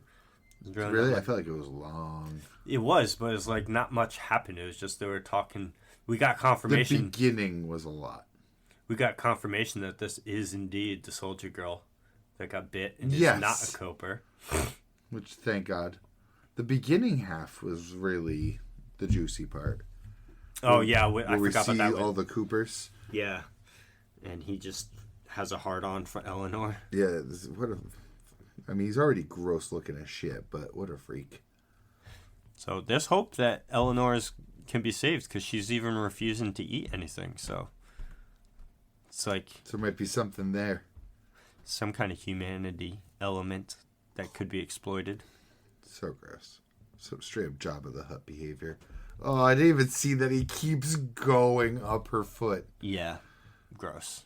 Oh, my God. They wonder why she beats the shit out of you. Well, I guess he doesn't wonder. He didn't really take it all that hard. Well, he could be a masochist. Yeah. He likes the pain, so maybe he likes getting beat up by her. You could already tell I'm going to hate Muscle Man. His entire personality is already... About his muscles. Yeah. Let's go do this while I still have muscles, he says later. Literally, his first thing he says is, oh, look how cool my body looks. I'm like, okay, bud. Gross drop that he plans to try to mate and actually make more of themselves. Which makes sense, though, when you think about Yeah. it, because you can't just sustain your current population. You need to make more Copers to try and take over the world. God, the author made this thing so obscenely gross looking, man. The way it mimics hair at the top, the way it all comes down like that, like wavy bangs, but it's like skull teeth. I think he's showing this thing the whole time, so to try and give the element of we don't know who he is in the military. So when we see him, before we know it's him, we won't know it's him. Yeah. If that makes sense. And giving us the human forms of all this. Very notably, he did not notice the baby, or at least did not respect the baby. Yeah, because the baby is not on him. Nope. Not on this. But he did guess pretty lineup. closely that he was in it with Billy. Yes. And then the gross part. Yeah. Yep. It's gross. That's gross.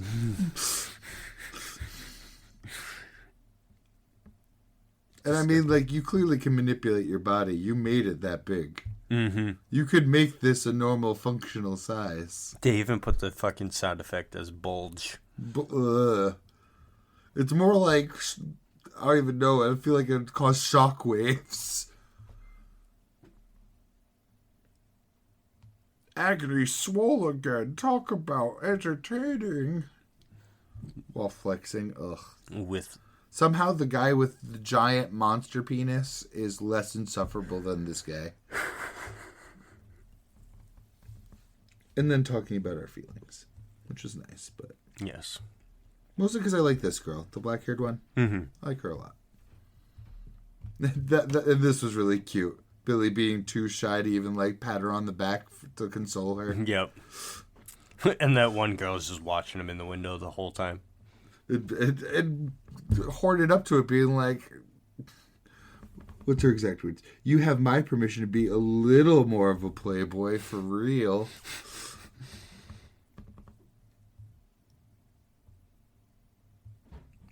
The last page, I'm like,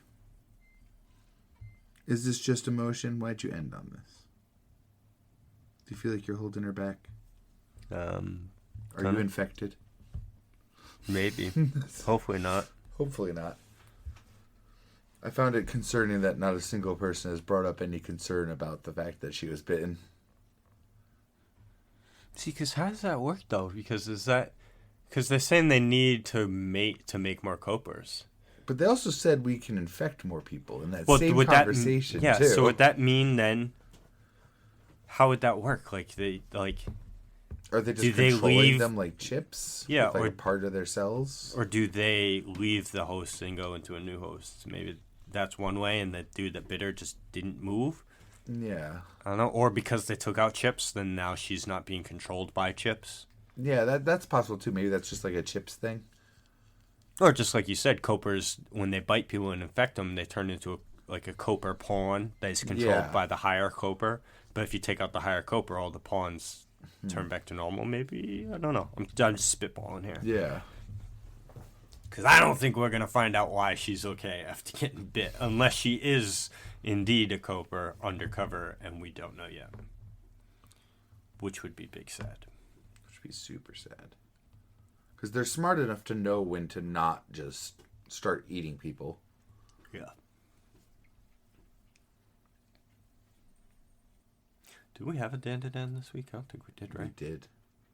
I definitely read whatever. Oh, yeah, now I remember. I am so excited about how it ended. But first, before how it began. I like the idea of making a little camera on the new girl to try to capture whatever mysterious teacher. Yes, who knows her into this? The mystery of the unknown teacher that we don't know who he is. But like when they're like, I like when the writers will step ahead of my logic, being like, "Oh, well, he's gonna have to come back for the knife."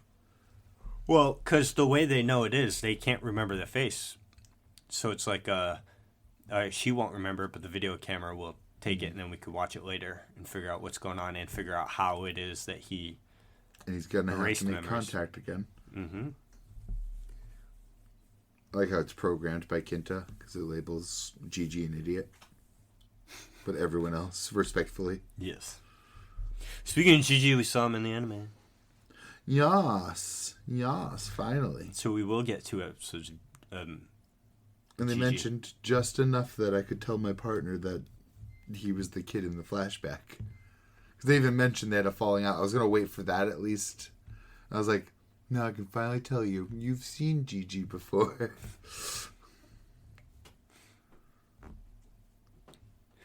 But yes, and then we flash over to...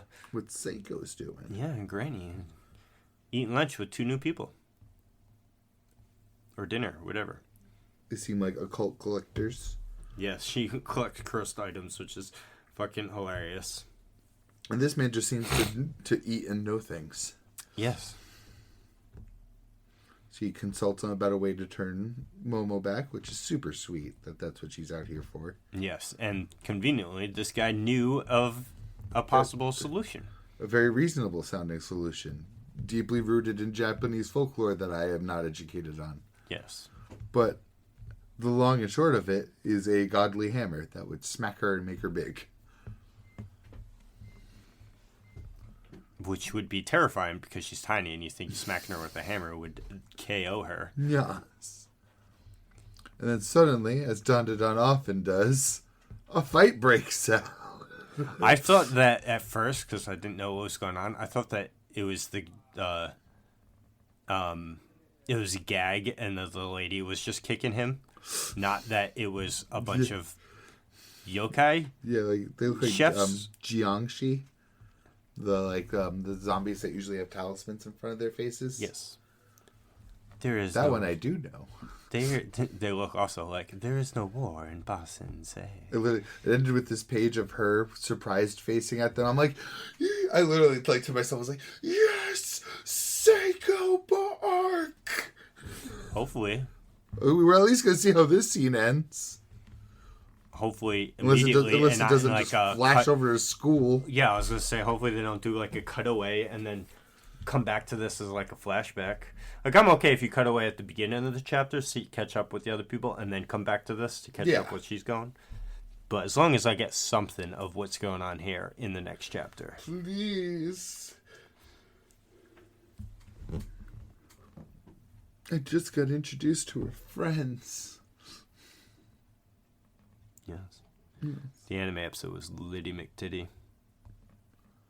Yes. We got the what's it called, like the resolution section of the Loch Ness stuff. We got both of our favorite panels in the series animated. And my partner is even like, "Whoa, that's awesome." He said that out loud. We saw that. Which one? The Mine. cow. Yeah, yours. Yeah, with the ships arriving with the planet shrouded in ghost stuff. See, when I was like, because again, it's been so long since I've read that part in the manga, I thought that was a much more serious moment when they were discussing that yokai are the ones that protect the planet, instead of it being just Okuran, like spitballing on a whiteboard, and Ayase and Ira just ignoring him. But no, that panel is lit when it shows the planet covered in the yokai eyes with all of the spaceships and UFOs. And then my favorite panel is the cow getting abducted. It's so funny too. So that whole thing's like, oh, milk is just your blood? Oh, we have these cows that just make that shit. There you go. You can buy a cow from a local farmer. I knew that scene would be lit from the trailers too. I saw part of it because they don't show the whole thing, but they show it like just the takeoff. Yeah. And their reaction. Yeah. I love too when they're sitting there at that, like that whole leading up to that. Fucking Momo's like, Granny, this is an alien. Do you believe in aliens now? And she's like, no. It's not sufficient evidence. That's a Kappa. Kappa. A Kappa really, potentially just, aliens. It was great. She even sees a goddamn fucking UFO. Oh, no, she's convinced now she's got to be. There's no way you see a UFO fucking abducting a cow like that in a fucking tractor beam. And you're like, oh, yeah, no, that's not aliens. It's a Kappa. Let me get the big GG drop at the end. With Bobo answering the phone, the door with her fucking hair all up. I didn't know. I guess that's because I saw a screenshot of it. I guess that's because they say it in the anime. That's like they're not mocking, but they're doing an impersonation of a real life Japanese actor. Yeah, I figured as much. I thought it was like just because she's got her hair up like Granny does. So it's just funny. No. And then the fucking dinner scene when they just start beating each other up. Everyone got a rival. Everybody. Oh, and Ira stepping up too. Stepping up? As in admitting she was a lying bitch. Yes. Yes. To the class. And us seeing that her two friends are in fact not dead. Yes. It's good. I'm loving them in the dub. Both of them, and I actually really like Ira's dub actor too. Gets that perfect delusional idiot who thinks they're the shit. I still very much want to know what happened to Momo's two friends, because we haven't seen them in the manga in fucking eons. Yeah. And maybe there's something I just not remembering. Maybe they did get killed, like in a panel. No, they're probably just gotten off-screened. Yeah. This is the time. We're in school. Well, I guess Momo's missing to them. True. So they should be coming up to Okra and being like, where's Momo? Right? Maybe Tatsu will watch the anime and be like, oh, fuck. Oh, shit. Oh, fuck. I forgot about those two. Why'd they make them look so funny and interesting? Yeah, no. Dandadan doing Dandadan things. Yeah. Because I loved their scene where they were, what's the word? Hypothesizing what's been up with Momo lately. Big sad that it's almost, we've got 2 more episodes. Not big sad though for me, because it's finally coming out. Fate Strange Fake. Oh, nice. Within the next week or 2. Nice. Yes. Gonna have to rewatch that first pilot episode thing that they did, the 45-minute episode. I actually forgot. I started another anime. Oh. Beastars. No. Season 3. Oh, it's out? Yes. Oh, nice. Good? Yes. Keeping with the quality of 1 and 2? Yes. So far.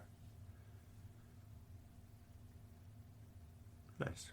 I'm glad the end of 2 has had larger implications than I expected, but I also want to still rewatch the finale of 2 and get my thoughts back where they were back then. Do it to it. How far into it are you? I think we're 3 episodes in, maybe. Yeah, I assume they dumped the whole season at once. Yeah, I think so. I'm not 100% on that, though.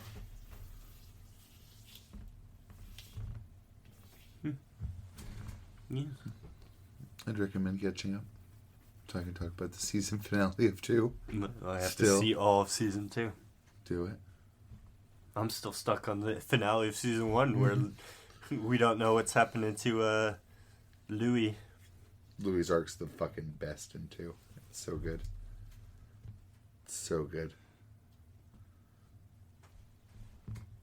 Nice. It's until the finale. Because it's not bad. It raised a couple question marks. I had a couple holes to poke in. What happens in the finale? We'll get to it and talk about it at some point. Yeah. I'm very excited. Again, I'll be rewatching the finale when you're going to watch that finale. Nice.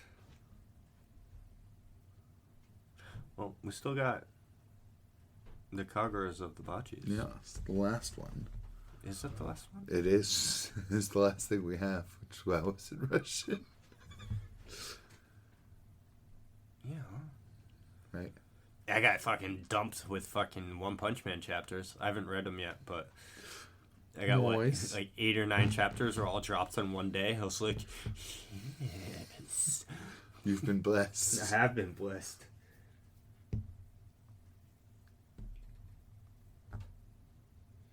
But yeah, so I guess Chihiro did die. Yes. Momentarily.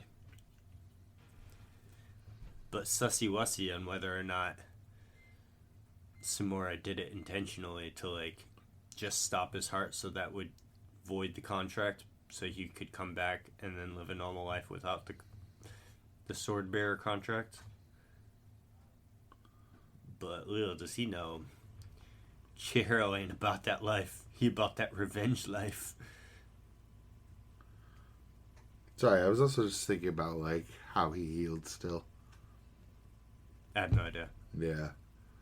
Unless the little girl came in off Well, screen. no, Sheba says maybe it was the sword. I feel like Sheba would have known. I doubt Sheba left Chihiro's side while he was in the hospital. Yeah, probably not. Mm-hmm. I was also thinking, it's like, are we going to take bets on who in this room is the traitor? Oh, yeah, it's definitely somebody in there. I'm going to go with generic guy. It's got to be, you would think, one of the head... Because otherwise, like, it's not going to be impactful enough of a reveal. So I feel like it has to be one of the people in that room. Plus, I feel like they don't, like, give out pamphlets to all their lower members on where they're keeping the super special sword bearers. I think the only one that it can probably safely say it's probably not is what seems to be the main guy, the dude that wears this guy. Yeah. It's a bad picture of him, but he seems to be the one the Genryosai of this. Yeah. I actually would be willing to rule out Mutton Chop's guy, too. Just because of how hard he came at Chihiro. Yeah. Though, to be fair, Hokuzono have been really good with those hooks lately. Anytime I think I know where they're going with it, writing trope-wise, he kind of uppercuts me in the face, so... I feel like it's going to be one of these three guys. Tiny sunglass dude, gas mask, camera-looking guy. Or generic man. Or generic man with the earlobe things. I also feel like mask guy is so obvious, too. This guy? That looks like he looks like he has a camera on his face. But it's probably a gas mask, but... Because there's also this generic-looking guy. That's the generic-looking guy I'm going with. I think he might be the same one. No, because see, this guy's significantly less Asian-looking. True. And he's got a beard, whereas this guy has like a full beard. This guy has like scruffs. See? Scruff. Yeah. And this guy has a full-on chin beard and the Chinese thin mustache. What about Bang's guy himself? This guy? No, the main guy. The main one talking about. Our connection to the Kamunabi. Black-haired Bang's man. Yes. Where is he? He was in the beginning there. See his back. That one. That guy. I don't know, because he was protecting Chihiro, but Chihiro wasn't a target for them to begin with. That's not the dude that survived the Sojo stuff, is it? No. Because he was the one that showed up the first time they were fighting Sojo, and Sojo's like, I can't take them on with these guys. Yeah, Shiba and that guy were standing up there, that's right. Maybe it could be. Because that also would imply he's probably at least, like, somewhat relative to Shiba. Somewhat. It would be way better if we knew these people's names. Yeah, wouldn't it be? He's definitely given us his name before. All of them have, because they've had title cards for these people's names. Yeah, but title cards don't do shit. Well, Strawberry taught me that one real fast. Yeah. They threw like 8 title cards at me. I retained none of them. None. We resorted to nicknames. It's a basilisk all over again. Yep. Wall guy. Blind guy, not really blind guy. New blind guy. New blind guy. Interesting that apparently you could just keep Owl up constantly. Apparently. Fucking Big Brother in the sky. I wonder if normal people can see it too. I would assume that if you have sorcery, you could probably see it, but I would feel like if you didn't, then you might not be able to see it. That's usually the monk you could go to. Hmm. Then Chihiro wakes up from death. And Shiba's just chilling. It's also like the most emotion Shiba's shown in a chapter. Mm-hmm. I hope that with what Shiba's saying now is like, I failed to protect you, blah, blah, blah. Then why don't you just not split up again? How about that? Yes, always stay by this man's side. So for the next arc, I better see Mr. Shiba being like up front and center with Chihiro for whatever they're about to do. The only reason I'd accept him not being up front and center is if he's currently with all 3 ninja guys at all times, and then Shiba has like his own mission. Well, yeah, because at the end there, Shiba's not with him. Because Shiba is such a good wild card, too. I feel like that's the biggest problem they have, is they don't want to show their hand with Shiba too soon. Because they were on the lookout, too. But there's the thing too, because even when the Kabunami meeting happens, Shiba didn't go in because he's like, I left on bad terms, so I don't want to face them yet. So he's just his own wild card. I don't think he's in with the Kabunami at all. I'm also now wondering, A, the Hishaku have an insider, and B, they fought him before. Do you think they know all like the technicalities to his magic then? There's got to be some sort of like weakness, governing rules of some kind. Well, also at the same time, they've all said it before: a fucking enchanted blade trumps all sorcery. Yeah. So I don't think they're too hyper worried. Concerned about it, especially now that they're pretty confident and rightly guessing that Hakuri's going to be out of condition for a while. It's fucking mad, dude. Hakuri? Yeah, you fucking blew your brain out once already, and now you're fucking hooked up to this shit. Where is it? Like, sorry, bro. Like, yeah. But the author had to do that. Literally. He's like, oh shit, I wrote a solution to all of my problems. Fuck. Because he could just deal. Well, he can't get Urahara's sword back now. Nope. Because. Or Samura's, but he could get the other two. Yeah. Well, I don't know. Could he get Samura's? Because he's transported it once, so wouldn't it have his own traces in it now? True. So that'd be wild if you could just steal the enchanted blade from him. Like, whoop, thank you. Yeah, because you only need to touch them to make the contract to begin with. So yeah, they really needed to put Hakuri out of commission. Because he could literally take all of them and then just be like, okay, now let's just go to the other two enchanted, because we have the Shinuichi, so we'll just bring you to the other sword bearers, get and then those, they kill and then the Hishaku, and then the Hakuri Hishaku becomes the main bad guy. Hishaku would literally have one enchanted blade. Urahara's. That's it. Yeah. If Hakuri was able to use his sorcery. Four sword style Hakuri.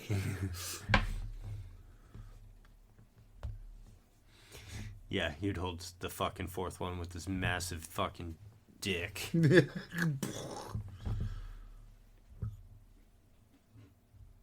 But yeah, so I'm so sad. Hmm. Chihiro being like, then you have to tell me, what did you guys do? What did you and my dad do? And this fucking bobblehead kid walks in.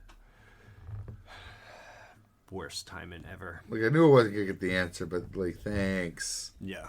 I would be more devastated if they told him off screen though. So like Chihiro heard Yeah, it. and then it flashes forward. Yeah. Oh, yeah, I would have been angry too. It pans to some birds flying away. Because I feel like we need to see Chihiro's reaction to whatever that story is. You know what I mean? Yeah, firsthand. I don't want the gray shading. Yeah. I don't need flashback Sama. I need actionably healthy people to make decisions based on the information. Sorry, I'm zooming in on a lie. He saved our lives. From the ninja guys. No, he didn't. Who, Hakuri? Yeah. I guess he saved their lives by letting Samura kill all of the Hishaku henchmen. But him porting Chihiro didn't save their lives. They were knocked out by Samura already. Their lives were saved by Samura not wanting to kill his bodyguards. Yeah. But, I mean, I'll take your fealty. Same. I do But they're also the perfect counter to Samura, because not only were they the perfect people to work with them, they're the perfect people to fight them, because so long as they're able to mask any bloodlust, I'm sure they'll fuck it up somehow, or the Enchanted Blade will counter them. But yeah, they are the ideal henchmen to have in this battle. Mm-hmm.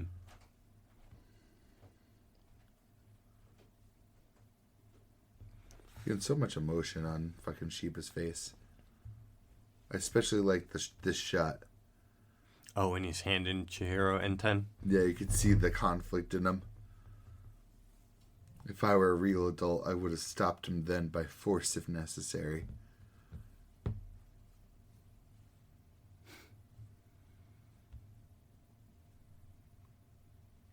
I still love that they're like, in terms of fighting power, Samura's a greater threat than the Hishaku. I think that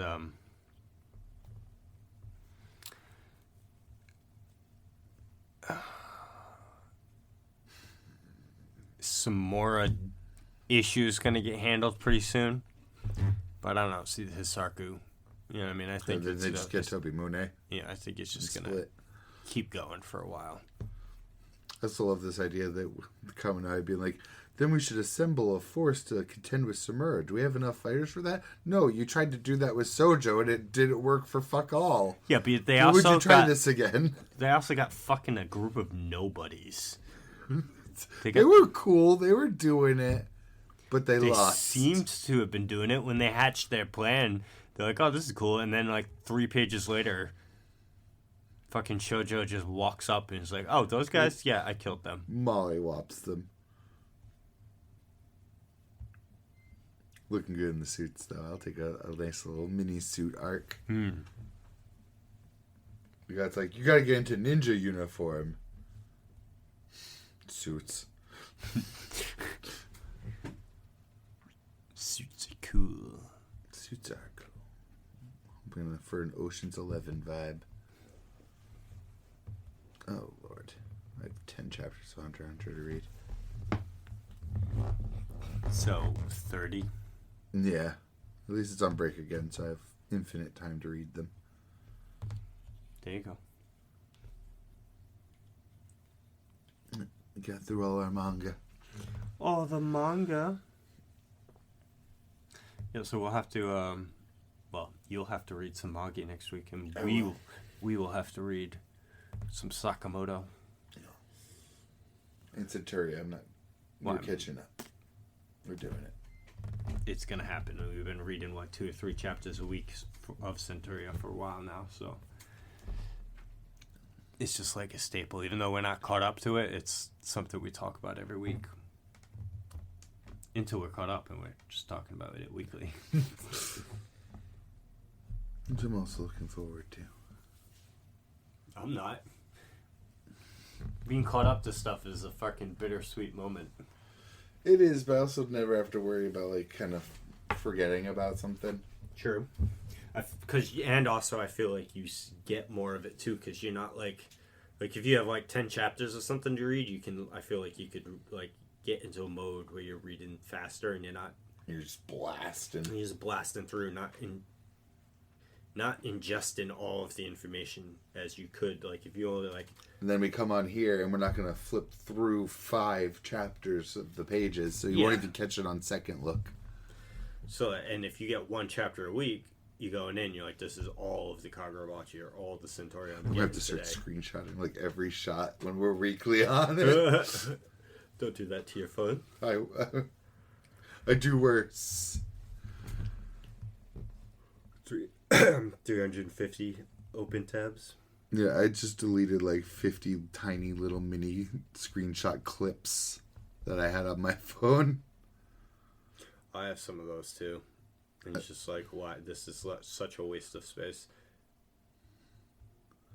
God, so many. Because, for every one good magic clip I send, I'm doing those anticipating that I'm going to pop off. So there's, 3 where I, lose in that moment I think I'm going to pop off. So you just have, a backlog of magic. Maybe good moments. Yeah. Trying to capture maybe good moments. Oof. Yeah, because I haven't found any functionality on my phone for save the last minute of what I did, just future minutes of what I do. Oh well. Oh well. What are you gonna do? What are you gonna do when they come for you? Delete my clips.